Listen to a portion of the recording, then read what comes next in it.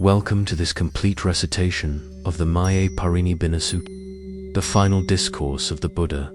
This sacred text recounts the Blessed One's last journey, his final teachings, and his entry into the great passing beyond sorrow. It is a scripture of impermanence, selflessness, and ultimate peace.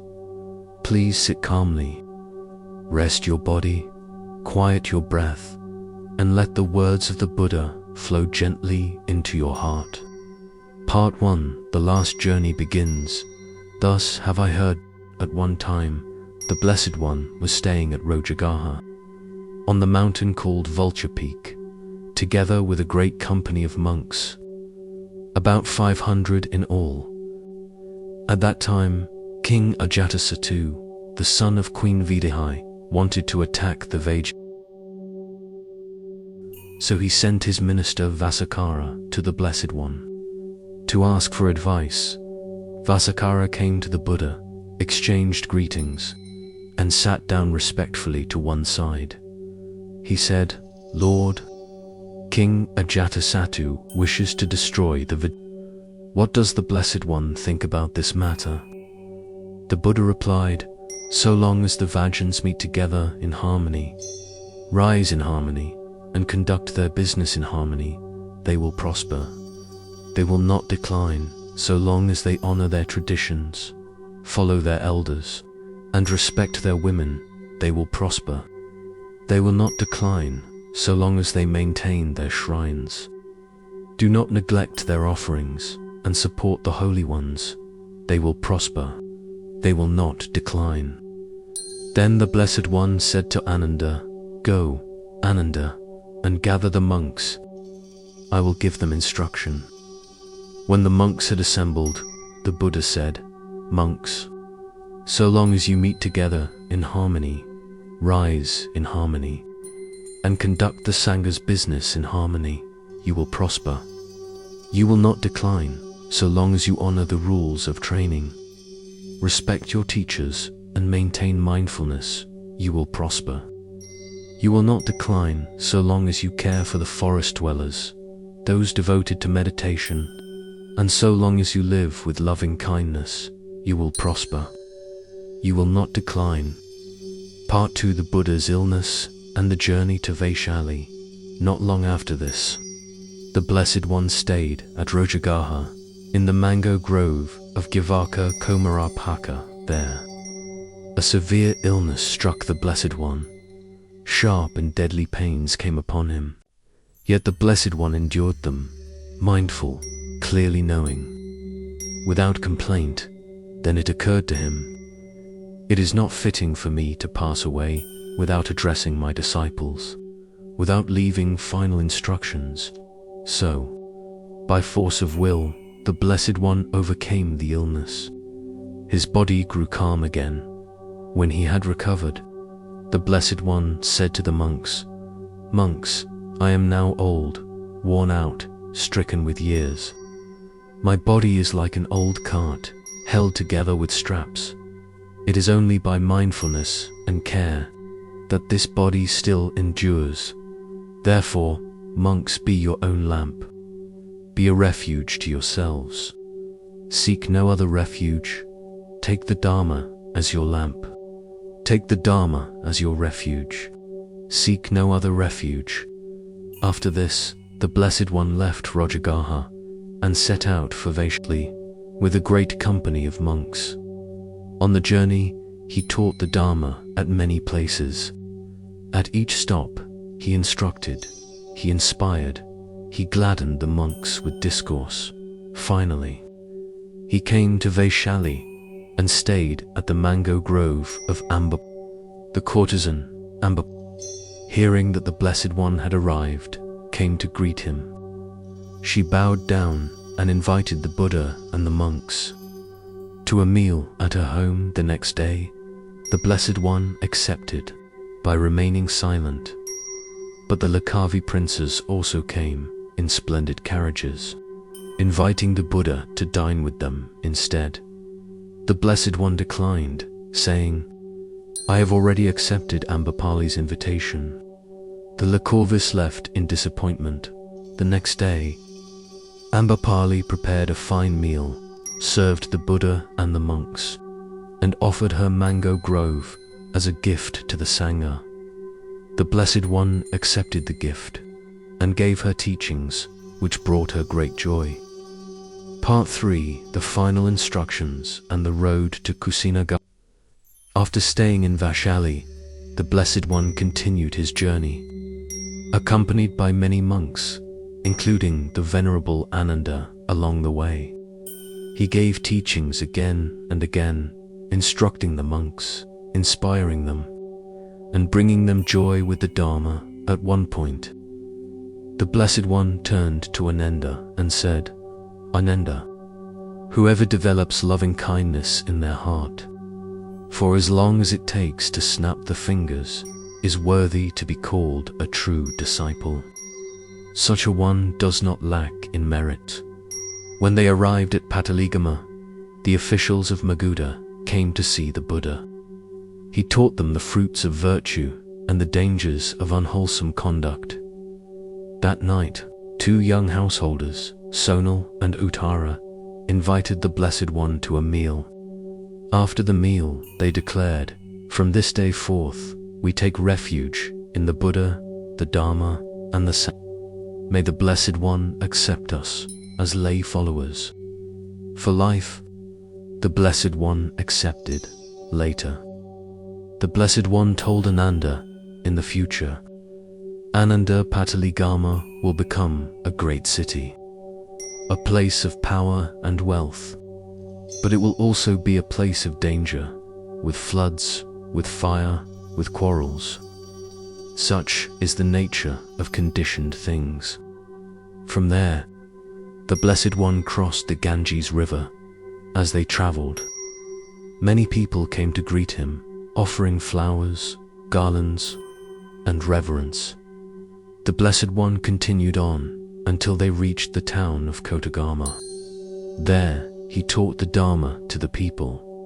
He spoke of impermanence, of selflessness, and of the peace of nirvana. The people of Kotagama rejoiced, and many took refuge in the Triple Gem.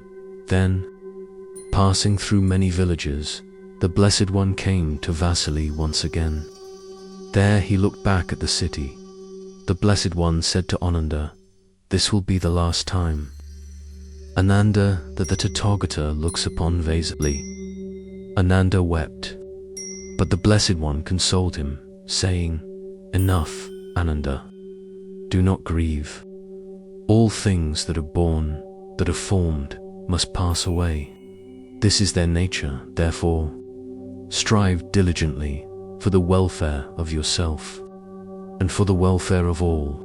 From Vaishali, the Blessed One traveled further north through the lands of the Mallas, until finally he arrived at the town of Pava. There, the blacksmith Kunda invited the Buddha and the monks to a meal. He offered rice and curry and a special dish called Sukaramodova. The Blessed One told Kunda, "Serve the Sukaramodova only to me, and give the other food to the monks. Whatever remains, bury in the ground. No one else should eat of it." Kunda did as he was told. After the meal, a grave sickness fell upon the Blessed One. He was struck with dysentery, sharp pains racking his body, yet, mindful and aware, he continued on the road until he reached Kusinagara. Part 4, the last teachings beneath the sal trees at Kusinagara. The Blessed One spoke to Ananda. "Ananda, lay a couch for me between the twin sal trees, with the head to the north. I am weary and will lie down." So it was prepared. The Blessed One lay down on his right side, one foot placed upon the other, mindful and clearly aware. At that moment, the twin sal trees blossomed, though it was not their season. They rained down flowers upon the body of the Tathagata. Heavenly flowers fell from the sky. Celestial music filled the air.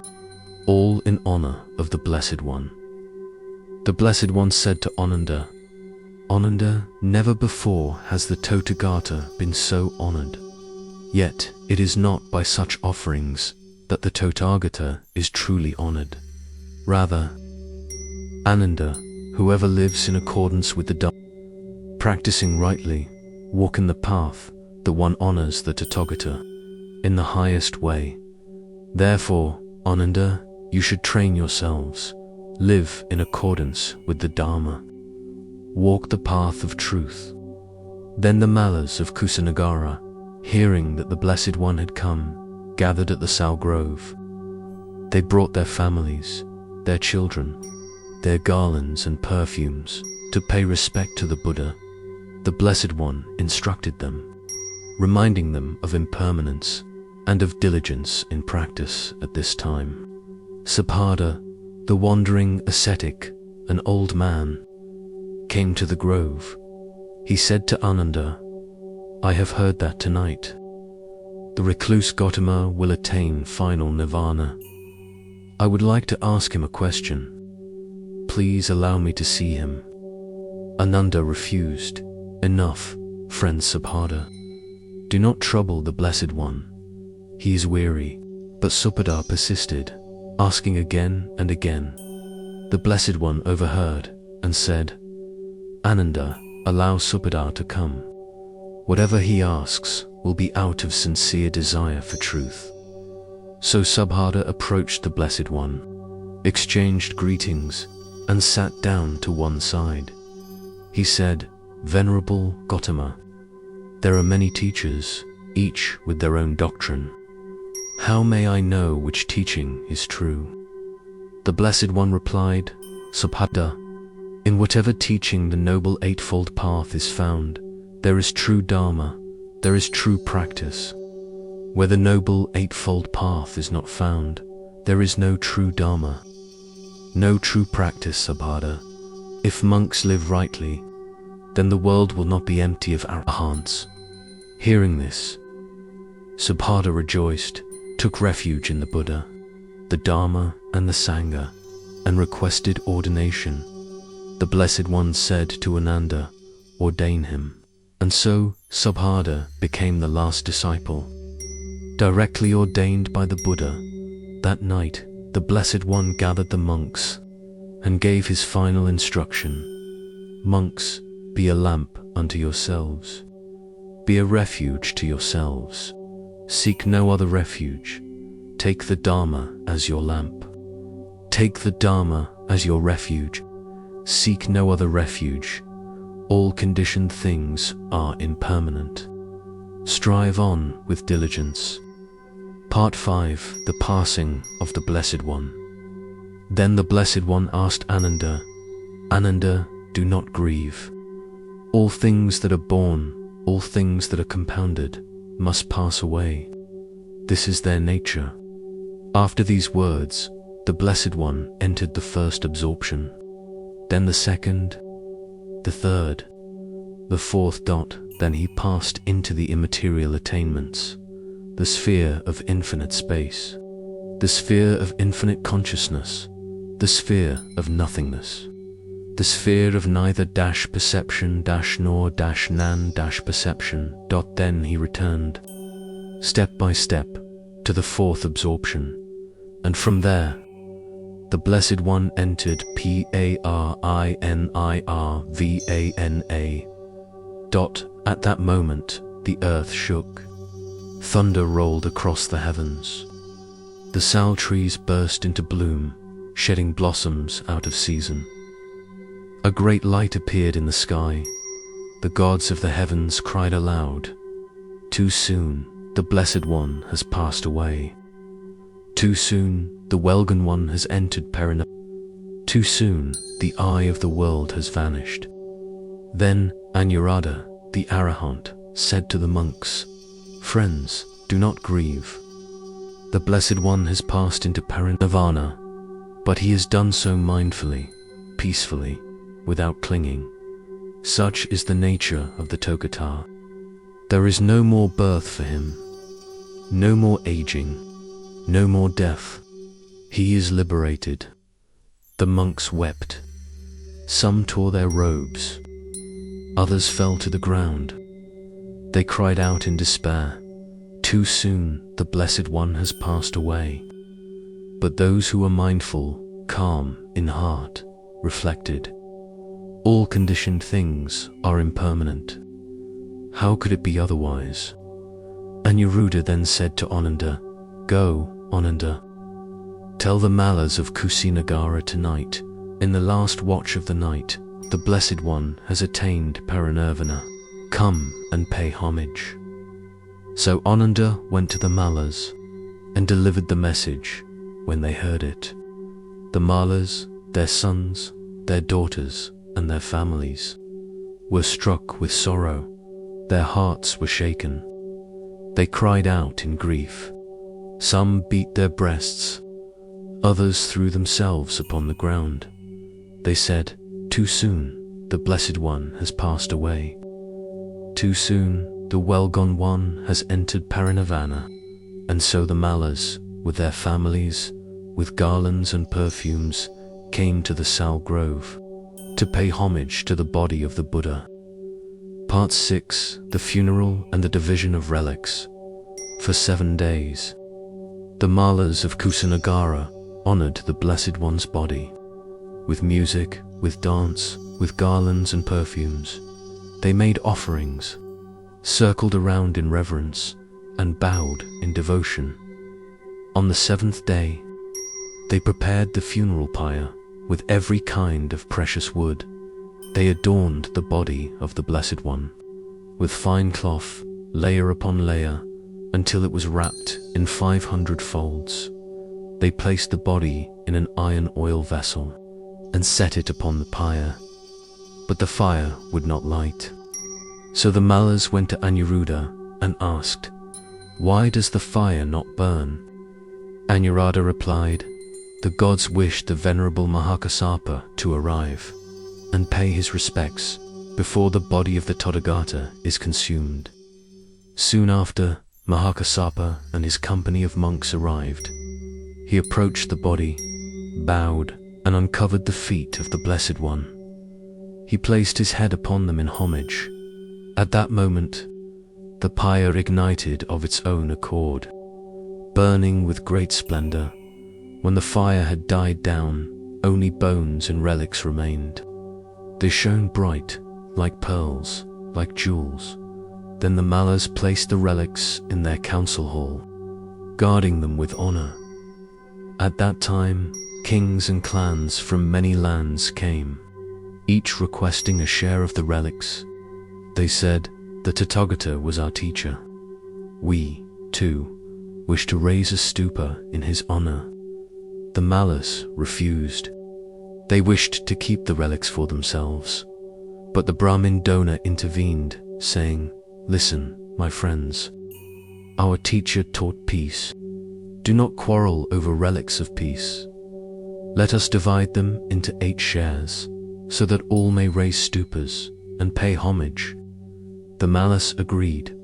So Dorna divided the relics into 8 portions. He himself received the vessel and built a stupa for it. And so 8 great stupas were raised. In Rajagaha, in Vasali, in Kapilavathu, in Alakapa, in Ramag, in Vethadipa, in Pava, and in Kusinagara. Thus, the Blessed One entered parinirvana. His relics were honored across the land, and the Dharma remained, a lamp for all who would walk the path. This concludes the complete recitation of the Mahāparinibbāna Sutta.